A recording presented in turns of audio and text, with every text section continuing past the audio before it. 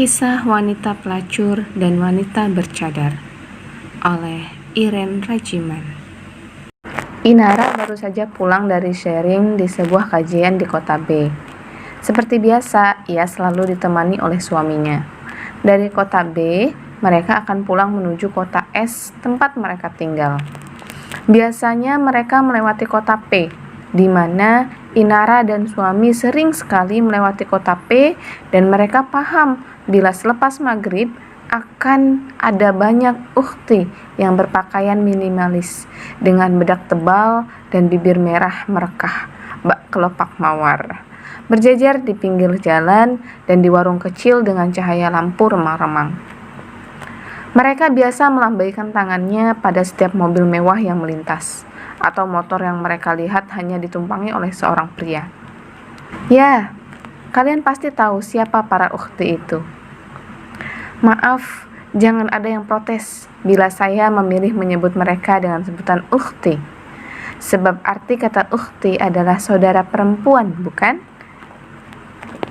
Abi, bagaimana bila kali ini amplop dari kajian ini kita berikan pada salah satu ukhti yang biasa berdiri di pinggir jalan kota P nanti?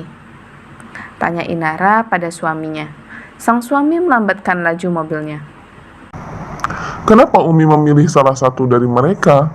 Suaminya membalas bertanya. Entahlah, Bi. Umi tidak tahu kapan terakhir kali mereka memakan makanan halal. Jangan-jangan ada salah satu dari mereka yang sedang menafkahi anak yang sedang belajar agama. Bagaimana Umi bisa berpikir bahwa ada di antara mereka yang memberikan pendidikan agama untuk anak-anaknya? Sejahat-jahatnya mafia, dia akan pilihkan hal-hal baik untuk buah hatinya, Bi. Sebab mereka manusia, bukan iblis. Sejurus suami Inara terdiam. Ada amplop berwarna coklat yang tergeletak di jok belakang. Inara sering sekali diundang di sebuah acara ataupun di sebuah kajian sebagai narasumber. Banyak yang memanggilnya ustazah, namun Inara selalu klarifikasi. Saya bukan ustazah. Ia lebih nyaman dipanggil dengan sebutan Mbak atau Bunda. Inara tidak pernah tahu berapa isi amplop yang selalu diselipkan oleh panitia di setiap bingkisan yang selalu dibawakan untuknya. Inara dan suami sudah sepakat tidak mau tahu jumlah nominalnya. Uang dari umat akan kembali untuk umat. Amplop itu biasanya akan diberikan pada siapa saja di mana hati Inara tergerak untuk memberikannya. Bisa diberikan untuk tukang becak, kuli panggul, pemulung, gepeng, siapa sajalah. Namun entah kali ini hati Inara tergerak untuk memberikannya pada salah satu ukhti yang berdiri di pinggir jalan sepanjang jalan kota P.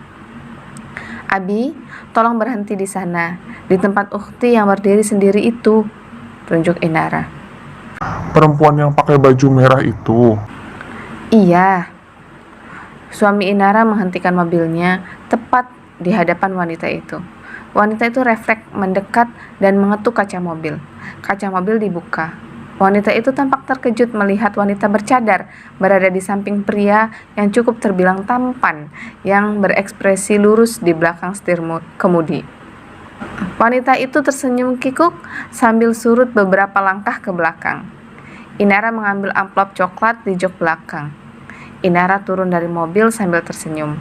Namun wanita itu tidak melihat senyuman bibir Inara di balik cadar. Assalamualaikum, Mbak, sapa Inara. Waalaikumsalam. Wanita itu menjawab sambil menatap lekat Inara, seolah bingung apa keperluan wanita bercadar itu pada dirinya.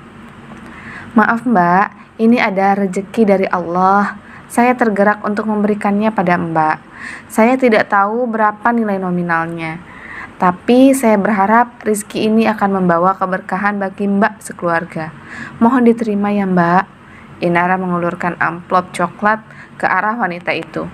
Wanita itu tidak segera menerimanya. Apa ini, Mbak? Tanyanya pada Inara.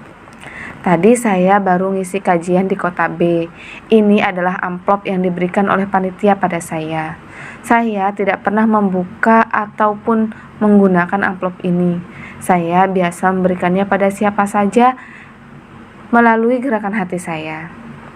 Apakah Mbak tahu siapa saya? Memangnya Mbak siapa? Saya ini wanita jalang, Mbak. Begitulah sebutan yang disematkan orang-orang pada manusia seperti saya. Itu adalah uang dakwah. Saya tidak pantas menerimanya. Bawa kembali saja uang itu. Bibir merah wanita itu bergetar saat menjawabnya. Saya juga bukan orang suci, Mbak.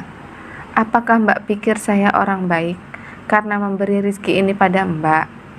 Saya ini sama dengan Mbak, di mana hati saya adalah milik pencipta kita dan berada di dalam genggamannya. Saya juga tidak tahu mengapa sang pemilik hati saya mengarahkan saya pada Mbak untuk memberikan amplop ini. Wanita berbedak tebal itu terjongkok, menangis tergugu. Eyeliner yang ia gunakan sampai luntur. Inara mendekat, merengkuh pundaknya. Diraihnya tangan wanita itu, digenggamkannya pada amplop coklat yang ia bawa. Semoga yang ada di dalam amplop ini bisa menjadi pintu rezeki yang barokah bagi Mbak sekeluarga dan mengeluarkan Mbak dari ketidakhalalan selama ini. Saya mohon pamit ya Mbak. Assalamualaikum. Waalaikumsalam, jawabnya masih dengan terisak. Inara melangkah menuju mobilnya. Sekuat tenaga ia tahan tetesan embun hangat yang sudah menggenang pada telaga matanya.